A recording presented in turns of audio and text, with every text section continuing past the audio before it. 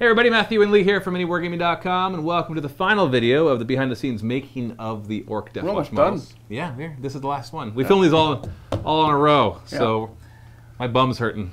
I can't feel anything from the waist down. I get a little numb. I'm scared to stand up and just fall over. You see like fall over, yeah. Anyway, this last one, we are going to be talking about our Big Mek.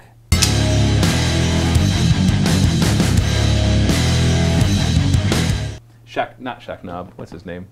Well, once again, I should have had the paper ready. Big Mek, part of the cunning team. He's very smart. Skarbog is his name. And he is the Big Mek of the Deffwatch.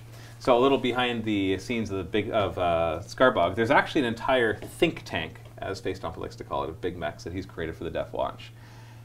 Because he realized that they would be the main mechanism of him really, them and the Pain Boys. The Big Meks would be like the scientists and the Pain Boys, obviously the doctors, in helping him to do all the genetic engineering. And Shacknob is probably one of the brightest and the best of the bunch, which is saying something because they're all brighter and smarter than the average Big Mek as it is. If you're not familiar with the Ork culture, Big Meks are the mechanics, the scientists, as you will, of the designers of the Orks. So they're fundamental to creating and maintaining all the weapons of war, everything, all the war machines. They're integral to the whole thing. So of course Big Mek would be required for here. So Supreme War Boss Facetomp has specifically created the Deffwatch to be able to operate independently away from any major resources for significant periods of time. Key to this operation would be both Doc Shacknob's ability to keep the Orks in good health, and also Big Mek Skarbog's ability to keep their gear in check. Nobody understands Ork technology like Skarbog, if anybody understands it at all, of course. And thanks to Facetomp's ability to unlock the nascent genetic knowledge of how the universe works, without requiring a wall of galactic proportions, nobody understands how anything works as well as Skarbog. I would put it out there to say that he has a better understanding of the universe and the fundamental parts of the universe than any other being in the galaxy. But he's still an Ork, and so it's not like all of a sudden he's going to be able to do whatever he wants. He's going to sit on the top of a mountain and... Yeah, he still thinks like an Ork, and so he still puts it all into perspective of how he can use it to an Ork's advantage. Or how he can break it. Exactly, or how he can break it, or how he can make it work even more to his, or how he can add new laws to that mix. Yeah. In the few years since he was engineered, Skarbog has invented more useful technology for the Deffwatch than 100 Big Meks have created in their combined lifetimes. Within a week of being created, he perfected the Ork teleporter. He claimed that it really wasn't that hard, and the other Big Meks must have been hiding the secret all along. Because the teleporter was always really random. He's like, no, all you had to do was... Done. Seriously? You guys knew this all along, didn't you? And they're like, huh? He invented the gravitic drive. The gravitic drive actually showed up in The Beast Arises. That's where I got the idea from it, and so he knows how to do it too. It's a faster-than-light drive that folds space-time through distorting gravity, of course, allowing interstellar travel without the use of the warp. Now this is a huge deal. I want you to realize how big a deal that is. Faster than light travel that does not require the warp in 40K is game-breaking. Yeah. So it does have limitations. It's actually, sorry, it's not a gravitic drive. Did I copy and paste the wrong one? No, it's gravitic drive. That's what you called it. Yeah, it's actually subspace drive. I think I printed off an old one. But either way, it doesn't matter. It's a subspace drive, because a gravitic drive is what the Tau use, or something else. Doesn't matter. It's a faster-than-light thing that doesn't require the warp. That's all that matters. And I actually got the idea from The Beast Arises. They actually have this too, but they can teleport entire planets. The ones that that Big Mek Skarbog has created, it's limited. And this part of the campaign is actually trying to find out how to perfect this, because if he can perfect that technology, he can launch a wall like nobody else has seen before. Anywhere. As long as he can. Like anywhere. Like anywhere. Yeah, because who cares about all this chaotic warp stuff? When you can just, as long as you know where you're going and you just take the sufficient time to do your calculations, you can pop out of there. That's a pretty big deal. Yep. This drive is what allows me as the GM to send the Deffwatch all over the galaxy. So we're going to be visiting all sorts of fun places. So they're traveling by the speed of narrative? Exactly. That's exactly it. And I'm not afraid to say that, because this is the way it is. It's run by Made-Upium? Yeah, so it's subspace, so he jumps places, and then these are teleported to jump places, so we can totally just bypass the fighting through armies and the typical bureaucracy that you have to go through to get cool places. But so yeah, he's got that. It's still limited. He can only transport small ships, like the stealth cruiser that they're actually going to be using to go in their missions is only holds a few hundred orcs, and that's about the biggest thing that they can shoot through subspace, but still pretty awesome. Good start. Good start. But you still, if you want to launch trillions of orcs, that's a lot of stealth cruisers, and that's just not worth it. You want big space hulks, you want planets, you want all that stuff to really get the WAD the right size.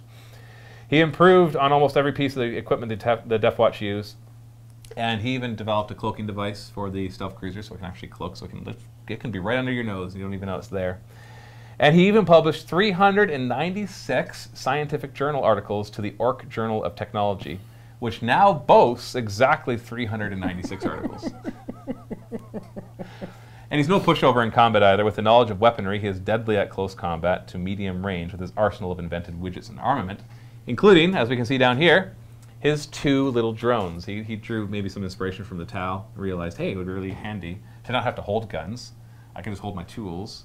And then he even created a harness.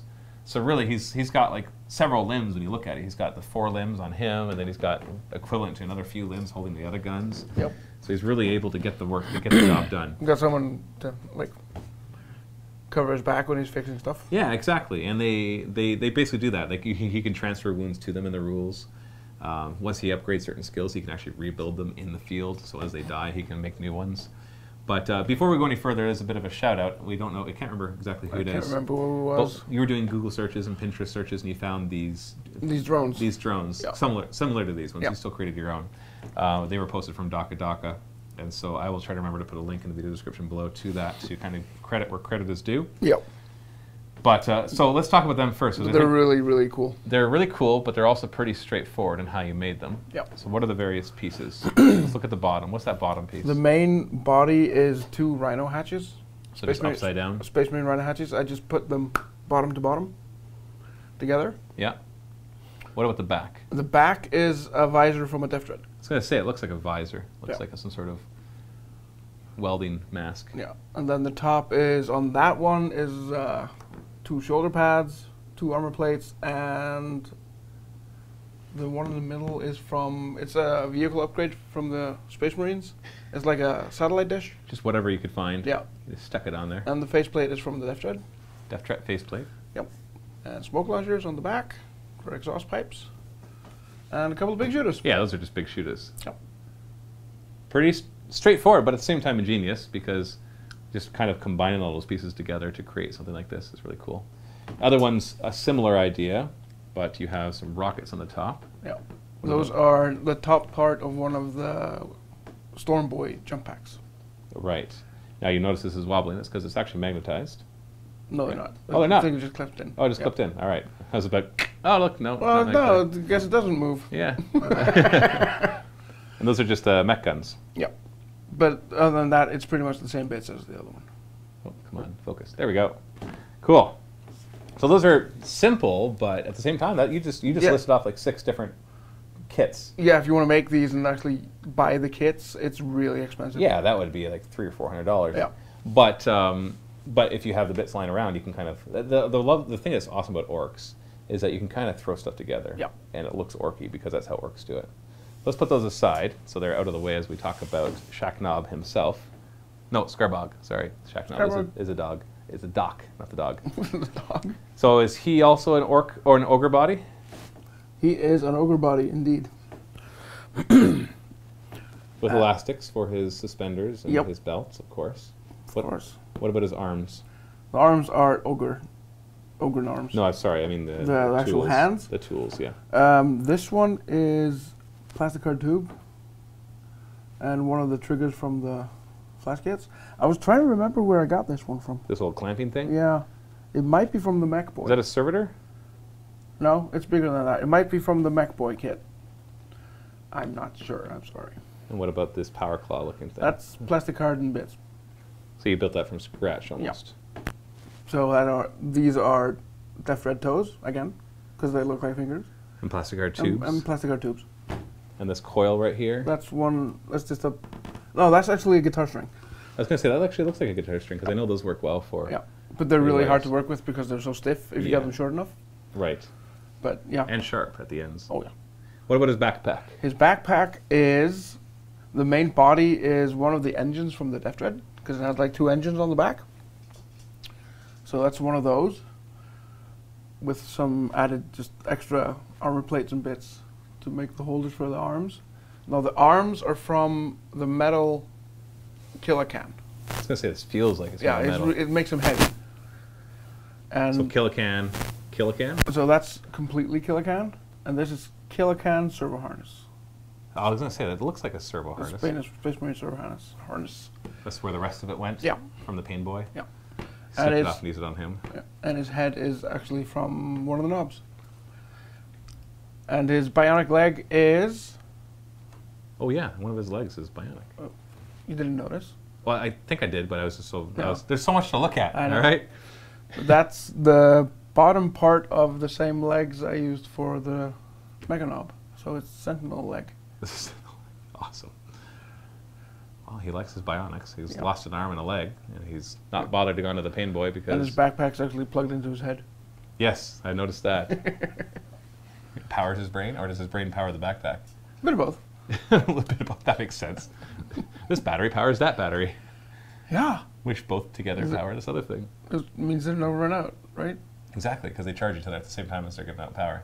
Are you telling me he has unlocked perpetual energy machines? Maybe. He taps into the 0-point energy of the universe. Of the no make sensium? Yeah, no make sensium from the Warpium.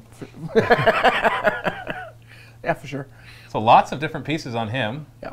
Creating a really impressive. And you'll find, obviously, he has rules to repair vehicles.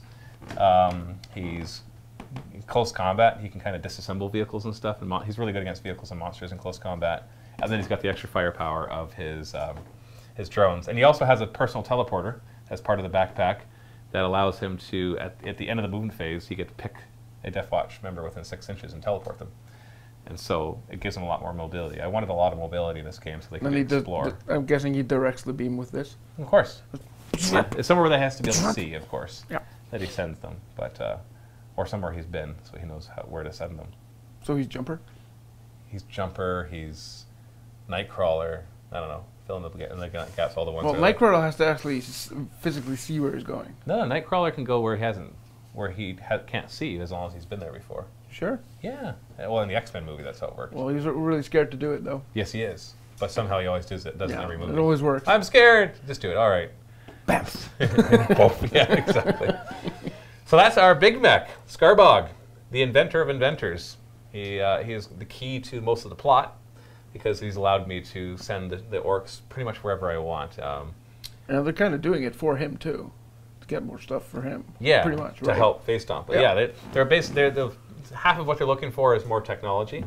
So they're pillaging the different races. The other half. Don't know if I gave away the plot there, but no, you're fine. You're fine because I'll be talking a lot about that. The plot's not going to be like there's a lot to the plot, but the basic idea behind it, it's not a spoiler to say that they're basically going out and doing these missions to gather genetic material and technology to help Face Stompa to perfect everything he's doing. Because if Face Stompa can perfect the genetic engineering and build the perfect orc and perfect how to do it en masse. Because he's created 10 Deffwatch, but at that rate, it'll take him billions of years to create. Have you talked about the spore thing we talked about?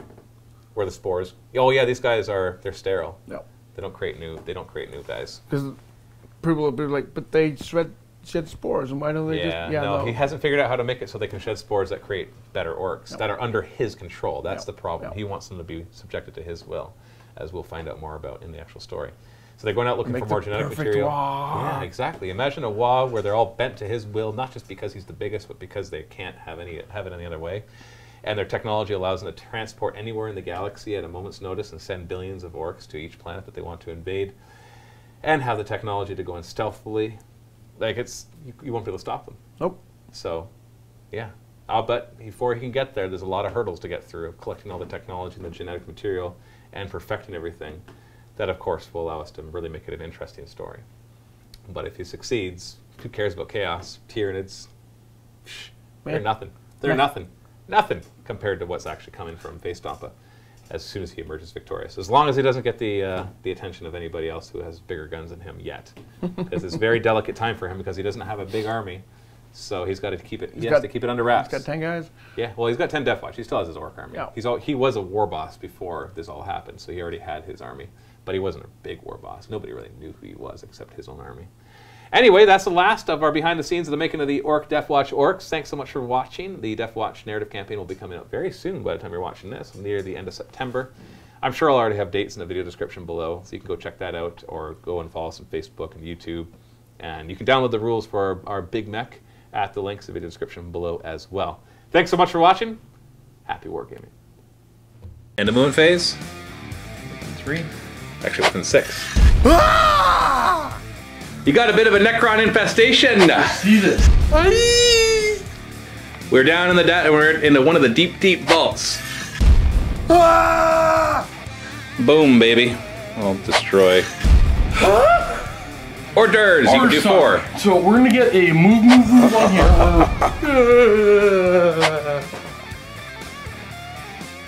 here. Boom, baby.